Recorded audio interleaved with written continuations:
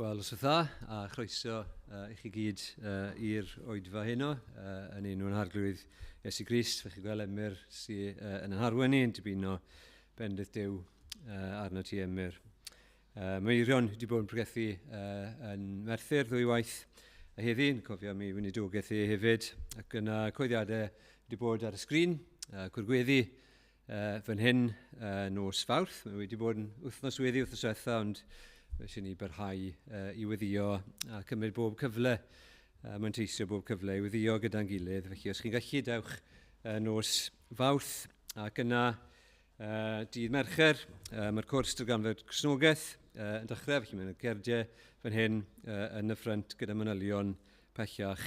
Ni'n gweddio y bydd na ymateb i'r cwrs yna. Y clybiau wedyn, fel arfer, di Gwener. Mae brecwast merched di Sadwn yn ni a Brown. Casgad y mis ar gyfer gwaith ar United Beach Missions. Ac yna ni'n disgwyl os Duw ei mynd, Emyr i arwen yn y bore a Gwydion yn y nos. Ac ni'n gallu coeddi hefyd, dechrau mis nesaf, felly Sul cynta mis nesaf, bydd na oedfa bedydd, hynny ar y Nos Sul, yr ail o Chwefror, yng nghanolfan Cysnogol Minster. Felly, edrych mlaen at yr achlysur yna. Felly, nodwch hwnna yn eich dyddiaduron, fydd na ddim oedfa fan hyn ar y Nos Sul yna yr ail o Chwefror. Dewch i ni weddio.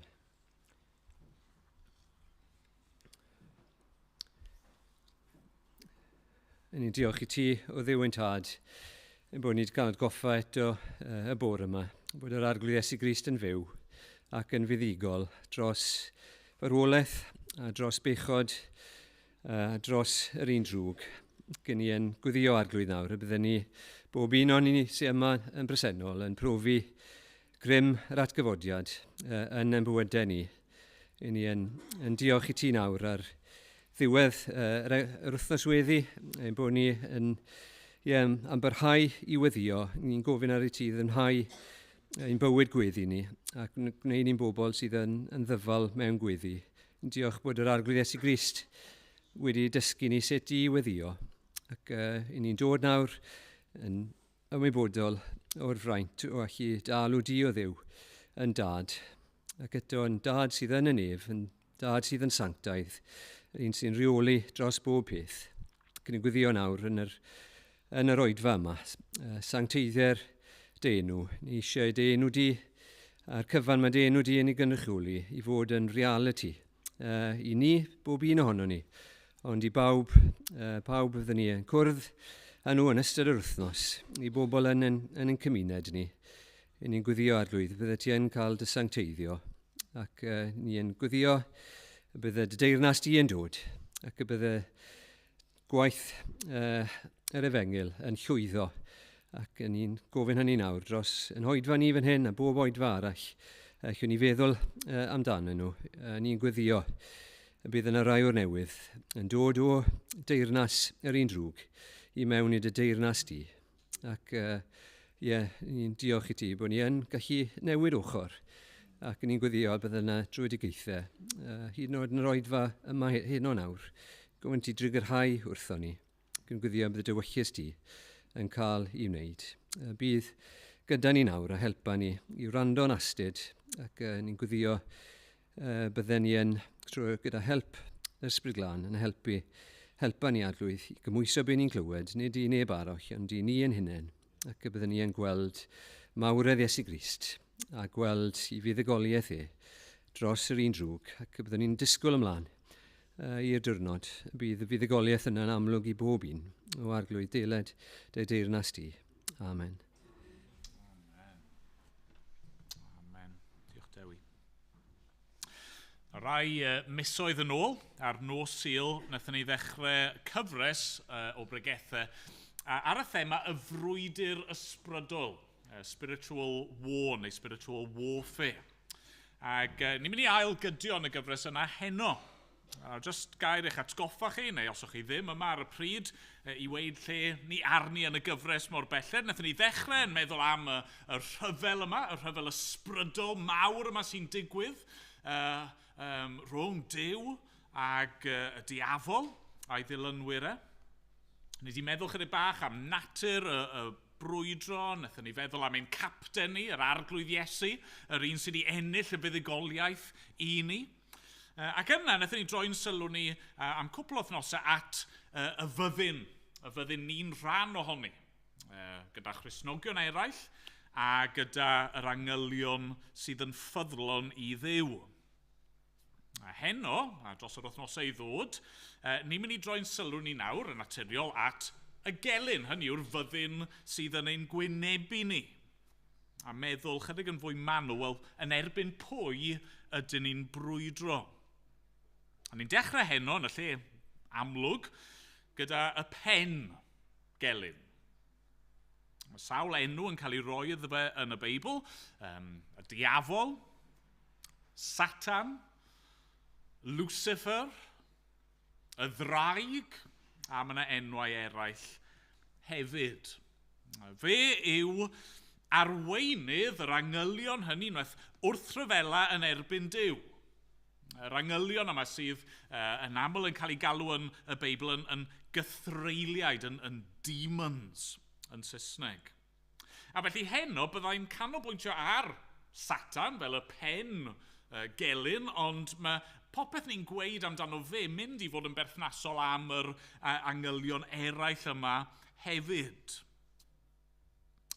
Nawr, oedd e'n taro fi wrth baratoi, mae yna sawl perygl yn gwynebu ni wrth i ni drafod y pwnc yma. A felly mae eisiau ni droedio yn ofalus heno. Y perygl cyntaf ar yr un llaw yw hyn, bod ni ddim yn rhoi digon o sylw i'r diafol. Mae rhaid dweud, mae'r twyll mwyaf mae'r diafol wedi llwyddo i'w wneud yw perswadio'r byd bod e ddim yn bodoli.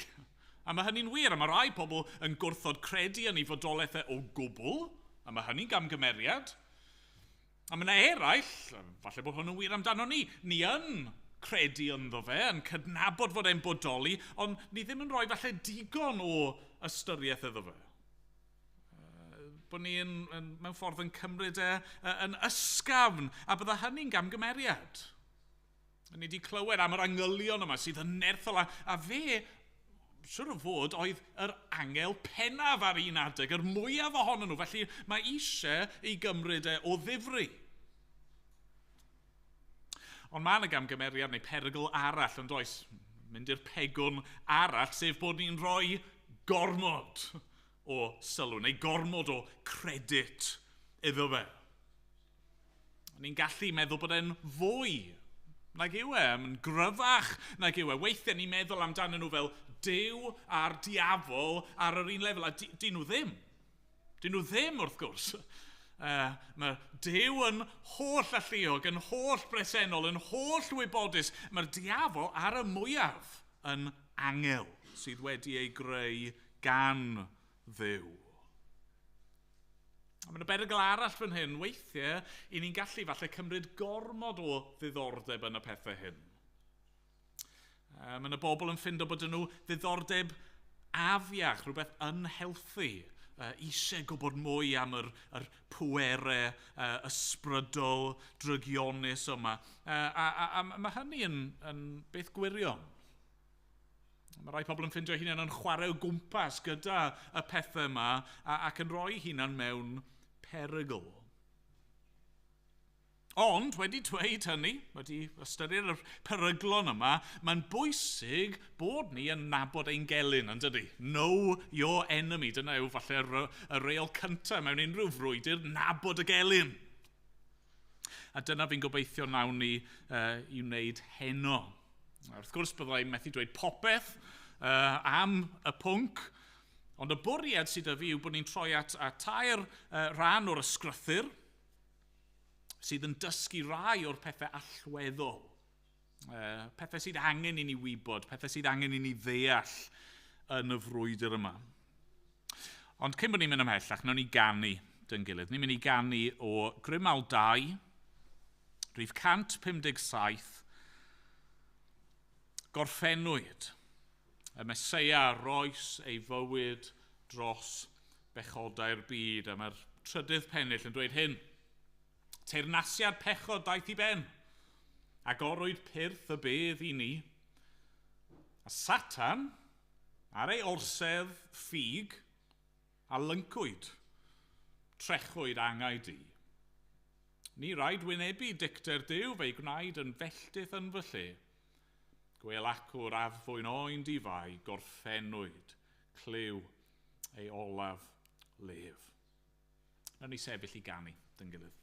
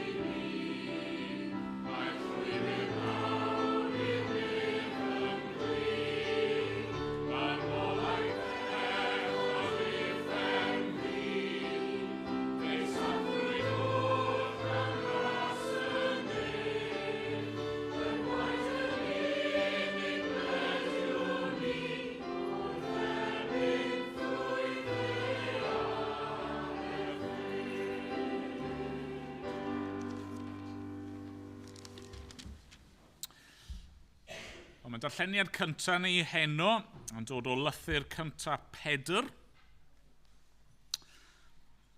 Penod 5. Ac adnodau 8 I 11. Cyn I fi ddarllen, gawn ni air o weddi. Dyn gilydd, nawn ni droi at Dduw mewn gweddi. Arglwydd, I ni'n dod ger dyfrondi yn awr, gan gynabod mae ti sydd Dduw. Ti yw arglwydd y lluoedd. Ti yn unig yw yr un sydd yn teyrnasu dros bob dim. Dad, ni'n dod a ni'n gwybod bod y pwnc I ni'n delio â fe heno yn un peryglus mewn ffordd. Fod gennym ni elyn. A ni'n gofyn felly nawr arna ti drwy garhau wrthon ni, I nerthu ni a'n gwarchod ni. Ni'n gofyn y bydd y bresenoldeb di o Dduw yn llenwi yr ystafell yma trwy dy ysbryd glân ac yn symud ymaith, yn bwrw allan unrhyw wrthwynebiad o gwbl.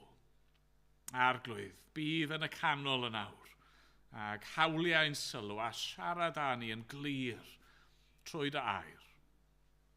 Amen bod ni'n gofyn yn enw ac yn heiddiant Iesu Grist. Amen. Amen. 1 Pedr, pennod 5, adnodau 8 i 11. Yn ddisgyblwch a byddwch effro. Y mae eich gwrthwynebydd, y diafol, yn prowla o gwmpas fel llew yn rhio, gan chwilio am rywun i'w lyncu. Gwrthsafwch ef yn gadarn mewn ffydd, gan wybod fod eich cyd Gristnogion yn y byd yn profi'r un math o ddioddefiadau. Ond wedi i chwi ddioddef am ychydig, bydd Duw pob gras, yr hwn a'ch galwodd i'w dragwyddol ogoniant yng Nghrist Iesu, yn eich gwneud yn gymwys, yn gadarn, yn gryf ac yn ddi-ysgog. Iddo ef y perthyn y gallu am byth. Amen. Amen. Y peth cyntaf fi eisiau ni i weld heno am y diafol yw ei fod e'n elyn ffyrnig. Mae'n elyn ffyrnig. Darlun mae Pedr yn rhoi i ni fan hyn yw fod y diafol fel llew. Adnod 8 eto, yn ddisgyblwch byddwch effro, mae eich gwrthwynebydd y diafol yn prowla o gwmpas fel llew yn rhio, gan chwilio am rywun i'w lyncu. Nawr weithiau yn y Beibl, mae'r darlun yma o lew, neu'r symbol yma o llew yn rhywbeth positif. Yn dydy, yn cyfleu rhywbeth brenhinol. Ond nid dyna'r syniad sydd yn ni fan hyn. Oes, mae gan y diafol rhywfaint o awdurdod, na ni feddwl am hynny mewn moment, fe yw tywysog y byd hwn, ond y pwyslais fan hyn wrth gwrs yw fod e'n elyn ffyrnig. Mae fel llew, mawr, cryf, bwystfil fel petai. Mae'n ddiflino, mae'n prowlan o gwmpas, mae'n llawn egni. Mae'n rio. Hynny yw, dy ddim yn dawel, mae'n ceisio i orau glas i ddychryn. Ac un nod sydd ganddo, mae'n chwilio am bobl i'w llyncu. Na gyd sydd ganddo fe ddiddordeb mewn gwneud yw bita, llarpio. Nes i ddigwydd gweld fideo wythnos yma, ond i ddim yn edrych amdano fe, ond chyma weithiau chi'n sgrolio ar Facebook am ryw fideos yn popo lan llew yn ymosod ar y wildebeest neu rhywbeth, hynny rhyw anifail, ac o'n nhw'n redig i ffwrdd ac yn sydyn mae'r llew yma just yn neidio ar gefn yr creadur yma. Chi'n gwylio'r peth yma, chi'n teimlo trieni yn ddi chi. Chi'n darllen nhw emosiynau mewn iddo. A'r wildebeest druan yma jyst yn cael ei dynnu lawr gan nerth y llew yma, gan ei ddannau fe a'i gryfangau fe. A dyna mae Pedr eisiau cyfleu i'w ddarllenwyr ac eisiau i gyfleu i ni. Mae eisiau i ni ddeall hyn. Mae yna elyn. Gelyn go iawn, gelyn ein henaid ni. Gelyn sydd eisiau ein dinistrio ni yn gorfforol, mae eisiau gweld niwed yn dod i ni yn gorfforol, ond yn fwy na hynny mae eisiau gweld niwed ysbrydol. Nathon ni weld hyn nôl yn gynt yn y gyfres, mae e'n mynd lawr a mae eisiau yn tynnu ni i lawr gyda fe. Yn yw ystyr ei enwau, y diafol, y satan yma, yw fod e yn wrthwynebwr. Yn un sydd yn elyn, yn un sydd yn cyhuddo. A dyma mae'n gwneud, yn dyfe, adnod 8, eich gwrthwynebydd chi yw'r diafol. Mae'n elyn i chi, a mae'n elyn ffyrnig. Mae Paul, chi'n cofio yn ei lythyr at yr Effesied, yn disgrifio y diafol fel un sy'n seithau tanllyd. Mae'n ymosod, mae'n chwilio am wendid a mae eisiau neidio ar ein gwendid ni. Mae'n rhywbeth ffyrnig yn perthyn iddo fe. Mae'n ein nabod ni. Mae'n nabod yn natur ddynol. Mae'r diafol o'r dechrau wedi gwneud pwynt o astudio pobl. Mae'n deall pa fath o bobl ydyn ni.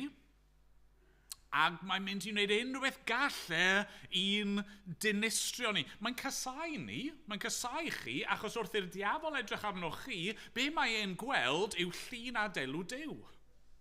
Mae'n gweld pobl mae Duw wedi creu ar ei lun a'i ddelw, pobl mae Duw wedi caru, pobl mae Duw wedi trefnu ffordd i'w hachub, am dwi'n methu dioddef y peth. Mae eisiau eich rwygo chi yn ddarnau. Mae eisiau ein gwneud ni'n bobl ofnus. Mae eisiau bod ni'n ofni marwolaeth. Mae eisiau bod ni'n ofni diwedd ein bywyd ni. Mae eisiau bod ni'n amau ac yn cwestiynu Duw a gair Duw. Dyw e ddim eisiau ni gael cysur. Dyw e ddim eisiau ni gael gobaith. Mae eisiau'n temtio ni unrhyw ffordd y gallai i bechu. Mae e'n dod a mae e'n cyhuddo ni. Mae eisiau brifo yn cydwybo ni. Ti di gwneud hwn. Ti di byw fel hyn. Nes di ddweud hyn. Nes di feddwl hyn. A'r holl beth yna mwyn cael ni i gwestiynu ac amau ac yn tynnu ni. Yn tynnu ni lawr. Yn tynnu ni ffwrdd oddi wrth Dduw.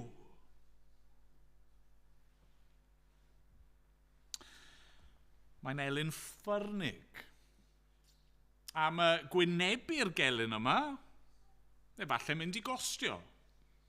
Mae Pedr yn gweud bod ni fod i wrthsefyll. Nawr ni eto meddwl am hynny ychydig yn fwy mewn ychydig bach, ond mae Pedr eisiau ni sylweddoli, mae'n y boen falle fan hyn.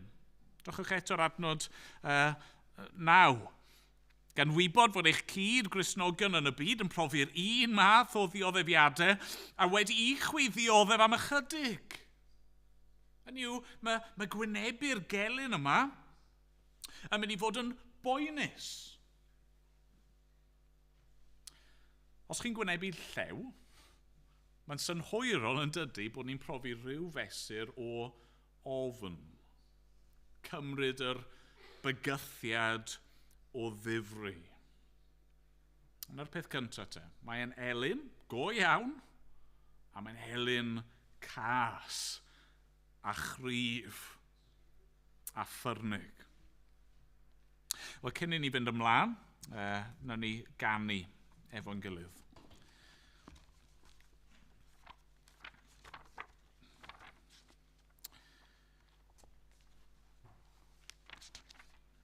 Rwy'n 203 yn y llyfr yma. Iesu, ti yw ffynon bywyd. Bywyd dedwydd i barhau. Pob rhyw gysur i synefoedd yn o ti dy hun y mai. Ni all croes na gwain a chystydd neithi'r niwed iddynt hwy gafodd nerth i wneud ei noddfa yn dy ddwyfol farwol gloi. Dring fy enaid, i thorffwysfa, uwch y gwynt ymheslog oer, mas o sŵn rhiadau'r llewod, mas o gyrraedd tonnau'r môr. Mi gaf yno dan bob blinder hyfryd dreulio nyddiau mas. Heb gael bryw na chlais nac archoll, gan neb rhyw elynion cas. Dim ond un lle sydd i ni fod yn ddiogel heno, ymreicher arglwydd Iesu Grist. Nawn ni sefyll i ganu.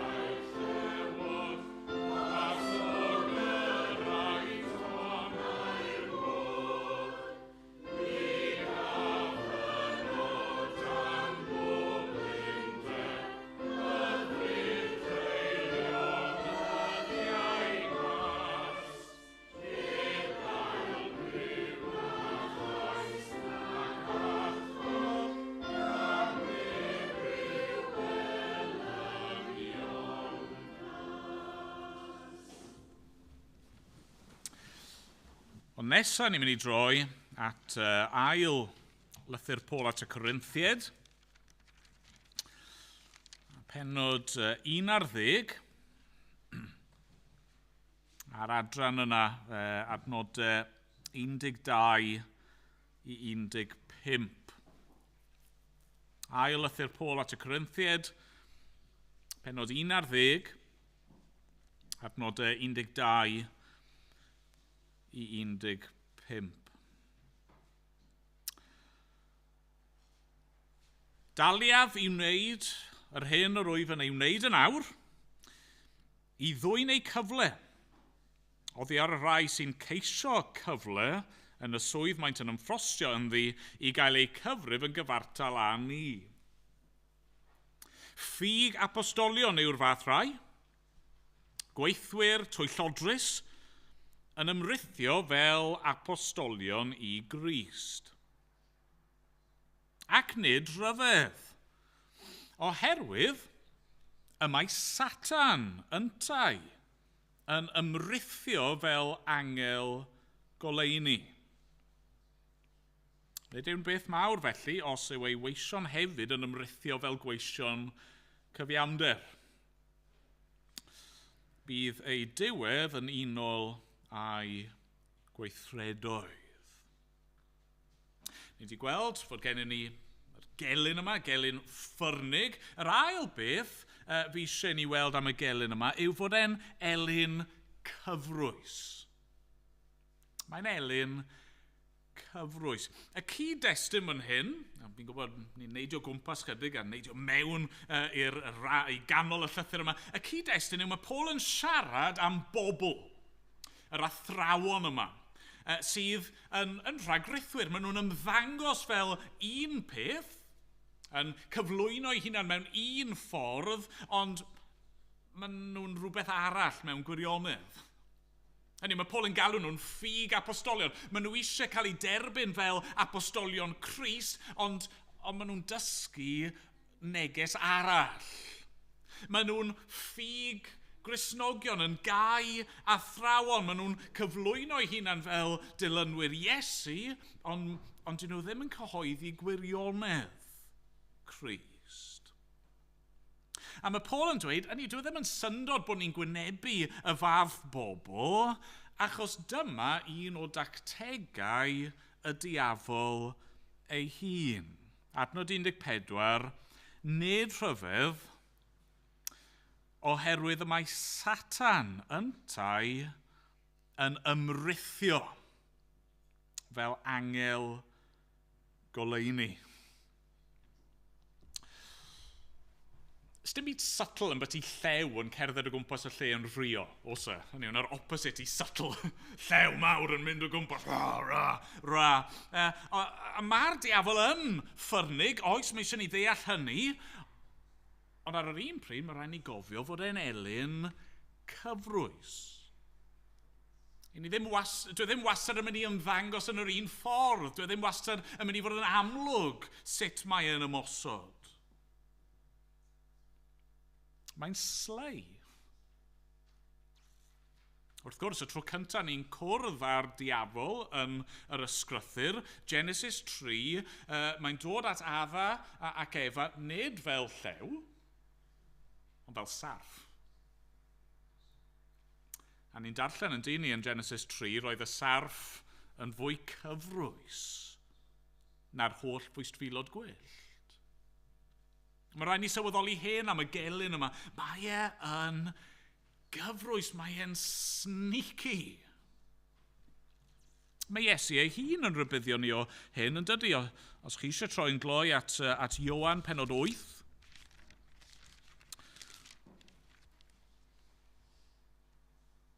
Ioan 8, 44. Mae Iesu'n dweud, plant ydych chwi i'ch tad y diafol, rydych a'ch bryd ar gyflawni dymuniadau eich tad, llofrydd oedd ef o'r cychwyn.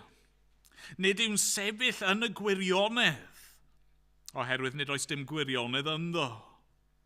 Pan fydd yn dweud celwydd datguddio ei natur ei hun ymai, oherwydd un celwyddog yw ef. A thad, pob celwydd, mae'n gelwyddgu. Mae'n un sydd wrth ei fodd, yn un sydd yn well na neb, yn twyllo. Dwi'n gwybod bod rai ohoni wedi bod yn gwylio'r gyfres yna ar BBC, Traitors, hynny yw. Pobl yn ymddwyn yn dwyllodrus yn treol twyllo gilydd, wel fe yw'r gorau ohonyn nhw gyd. A fan hyn yn ail Corinthiaid 11, mae Paul yn rybuddio'r Corinthiaid a mae'n rybuddio ni nawr fod Satan, dwi ddim wastad yn ymddangos fel y llew mawr ffyrnig peryglus yma, weithiau mae'n ymrithio, hynny mae'n disguised fel angel goleuni.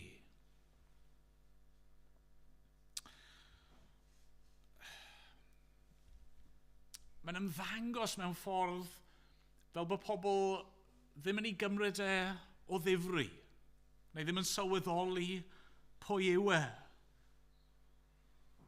Nes i weld sawl joc dros Nadolig, oedd hyd yn oed ffilm dros y Nadolig, ac yn y bôn beth oedd yn y jocs yma, ac beth oedd yn wir yn y ffilm yma, oedd y syniad fod plentyn yn ysgrifennu llythyr at Santa, ond maen nhw'n camsillafu'r peth, Satan, ac yn derbyn ymweliad gan berson gwahanol iawn, ond fel arfer y person yma, mewn coch efo cyrn a coesau gafr a cynffon a pitchfork. Na. Na, mae Paul yn gweud, mae'n rhywbeth llawer fwy twyllodrus am yr un yma, llawer fwy cyfrwys. Mae'n ymrithio fel angel goleuni. Mae yna adegau lle fydd falle'n ymddangos i bobl ac bydd e'n edrych fel bod e'n dda. Dwi ddim yn sioc, neu dylse fe ddim fod yn sioc, fod rai o grefyddau mawr y byd wedi dechrau trwy bobl yn dweud bod nhw wedi cael ymweliad gan angel. A'r angel yna'n cyflwyno rhyw neges iddyn nhw. Mae'n wir yn Islam, yn wir yn yr Eglwys Mormonaidd, a tystion Jehova ac eraill. A mae eisiau ni fod yn wyliadwrus o hyn. Mae'r diafol yn mynd i ddefnyddio beth bynnag gall mwyn twyllo ni. Mae rhaid i ni wylio'n hunan hefyd.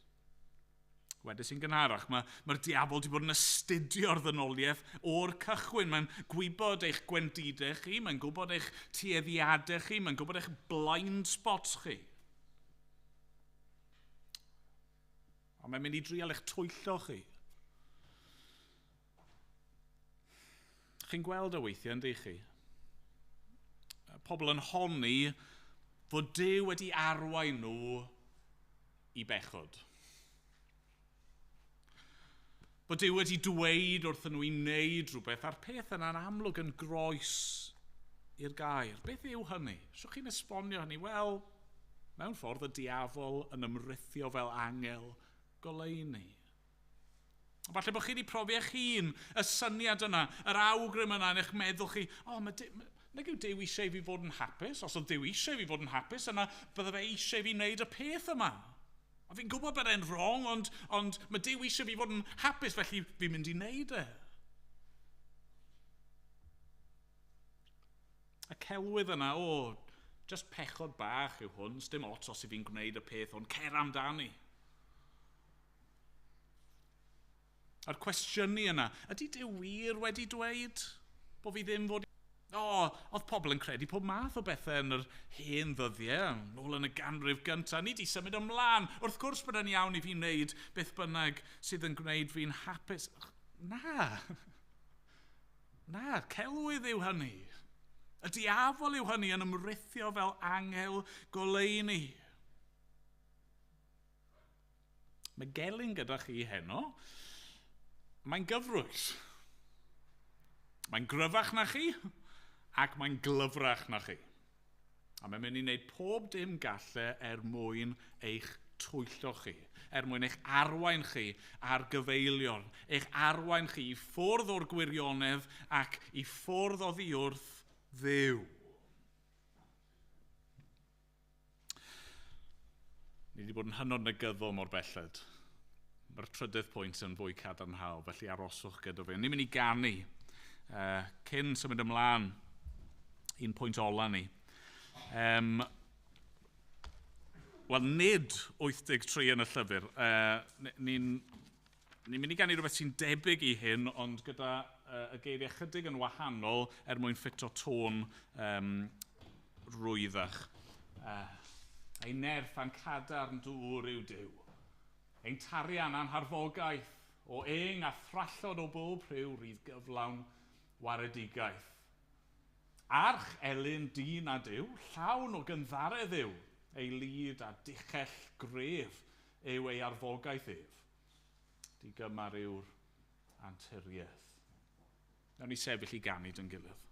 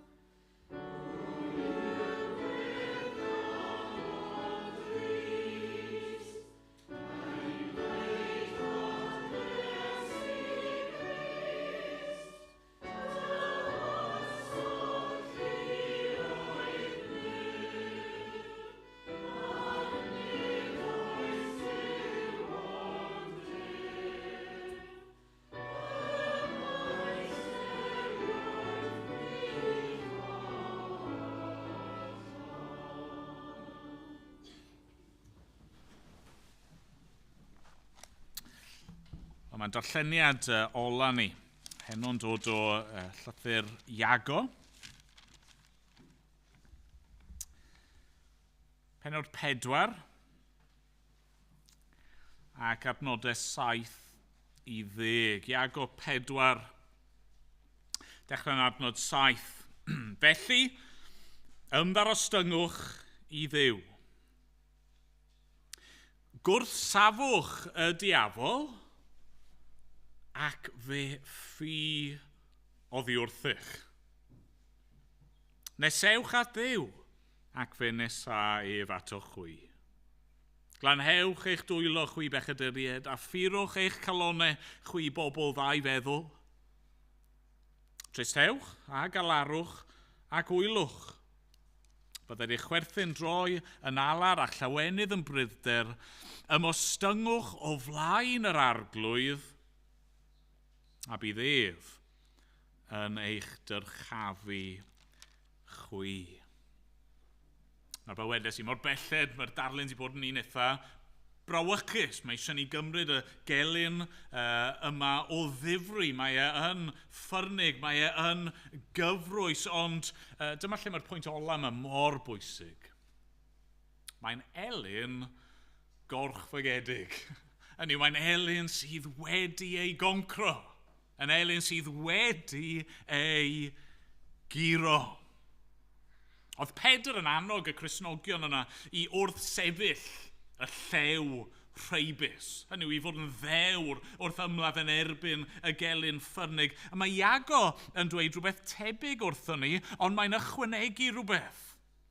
Rhywbeth sydd yn llawn cysur i ni ac yn llawn help i ni. Adnod 7. Gwrthsafwch y diafol ac fe ffi. Oddi wrthych. Bydd e yn ffoi. Os chi'n sefyll yn ei erbyn e, yn y nerth mae Duw yn ei roi, bydd y diafol yn rhedeg i ffwrdd. Mae'n elyn, cryf, dychrynllyd, clyfar, cyfrwys, ond mae e yn elyn sydd wedi ei giro. Mae'r gelyn yn gryf ond cryfach yw Duw. Ac felly, os ni'n sefyll yn ei erbyn e, yn enw a nerth a heiddiant yr arglwydd Iesu Grist, ymateb y diafol, mae fel bwli pan ych chi'n sefyll lan iddyn nhw. Mae'n rhedeg i ffwrdd. Y darlun oedd yn dod i'r meddwl, fi'n mynd i rannu cyfrinach teuluol i chi fan hyn. Pan o'n i'n iau, o'n i'n hoffi weindio fy chwaer i lan. Ac un o'r ffyrdd o'n i'n weindio fy chwaer lan, oedd hi'n casau pysgod. A felly, os o'n i'n cael pysgod i de, hynny pawb arall heblaw amdani hi te, byddwn ni'n cymryd yr arogl. A weithio byddwn ni'n, fi'n groes hwn yn cyfrinach a teuluol, dylswn i cadw nhw'n dawel. A ni weithio yn rwbo'r peth am yng ngwallt i, a wedyn yn rhoi mhen i dan ni. A wedyn oedd yna rhyw barti teuluol lle oedd rhywun wedi derbyn pysgodyn i fwyta, pysgodyn mawr enfawr. A chymod, ni'n cymryd y pysgodyn a chaso ar ôl hi gyda'r pysgodyn yma. Oedd hi'n methu gwrthsefyll y pysgodyn. Oedd hi'n feddwl, mae'r un peth fan hyn, yr un drwg. Dwi'n methu goddef yr arglwydd Iesu Grist. Mae'r arglwydd Iesu yn rhy fawr, yn rhy gryf iddo fe wrth sefyll.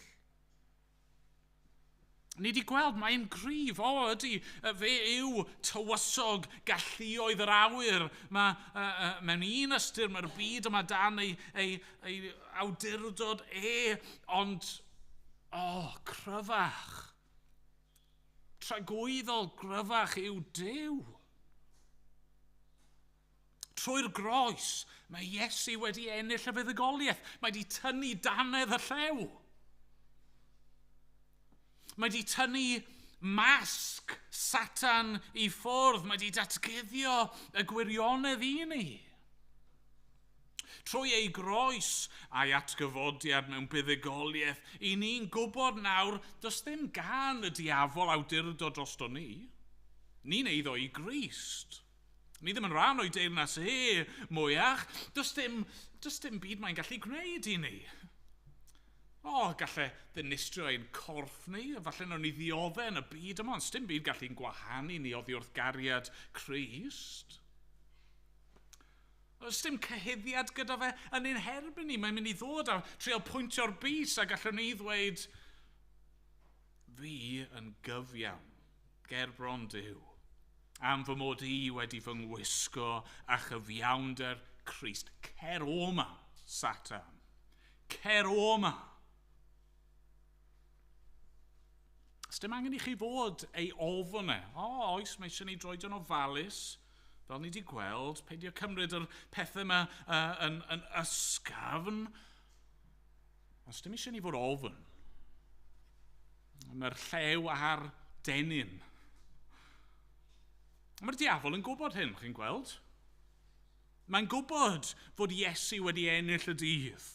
Mae'n gwybod fod ei ddyddiau fe yn dirwyn i ben. Mae'n gwybod mae ei ddiwedd fydd y llyn o dan a brwmstan tragwyddol. Nawr, mae'n dal yn mynd i frwydro. Dwi ddim yn mynd i roi lan. A mae eisiau gwneud popeth gallai yn y cyfamser i ymladd yn erbyn Duw ac i ymladd yn erbyn ni. Os dim angen i ni anobeithio. Falle bod chi'n ymwybodol iawn o demtasiynau'r un drwg. falle bod chi'n ymwybodol iawn o gyheddiadau yr un drwg. Ond os ni yn ei wrth sefyll yn enw Crist, fe wneith e ffoi. Ac yr agosa ydyn ni at Dduw, chi'n mae'n ddiddorol, mae Iago wneud y pwynt yna, dydy, mae'n y ddwy ochr, am ymddarostyngwch i Dduw. Gwrsafwch y diafol fe ffiodd i wrthwch, nesewch at Dduw. A ni wna'r gyfrinach, yn dyfa. Yr agosa i ni at Dduw, a y mwyaf i ni fel petai'n aroglu o'r arglwydd Iesu Grist, y pella bydd y diafol eisiau bod oddi wrtho ni. Felly, heno, os chi'n Gristion, chi mewn brwydr. Os chi ddim yn Gristion, mae dal gelyn gyda chi, mae'r diafol yn cysau chi fyd. A'r unig obeth sydd gyda chi yw ffydd yng Nghrist a i ddod yn un o'i bobl ond i ni sydd yn credu, ni mewn brwydr, mae gelyn gyda ni, gelyn ffyrnig a chyfrwys, ond mae'r fuddugoliaeth yn perthyn i ni trwy'r arglwydd Iesu Grist. Diolch iddo. Amen. Gawn ni air o weddi yn gilydd. Arglwydd ein Duw, ni yn diolch i ti. Yng ngwyneb yr arch elyn yma, fod gennym ni waredwr, ein bod ni'n saff yng Nghrist, bod dim byd yn gallu'n gwahanu ni oddi wrth dy gariad di, bod dim byd yn gallu'n cymryd ni wrth law di. Dad, ni'n gofyn am dy help di yn hyn. Helpa ni fod yn ddewr yng ngwyneb ymosodiadau a bygythiadau. Helpa ni i fod yn ddoeth yng ngwyneb twyll a chelwydd. Helpa ni wrth sefyll yn y nerth mae'r arglwydd Iesu Grist yn ei rhoi. Dad, bydd gyda ni nawr, am bod ni'n gofyn yn ei enw ac yn ei heiddiant e. Amen. Amen. Ganon ni, mynd i orffen. 434. 4:3. Dilynaf Iesu mawr, wrth ddilyn ôl ei droed. Gwaned wyf, ni fethaf beth, ni fethodd neb erioed. Rhio'r storm gref nid ofnaf ymchwyd hon, mae'r Iesu'n dysgu perchen ffydd i rodio ar y don. Ei allu dwyfol roed i nerthu fe enau trist. Caf sathru Satan, dan fy nrhoed, wrth ddilyn Iesu Grist. Yn ei sefyll i ganu.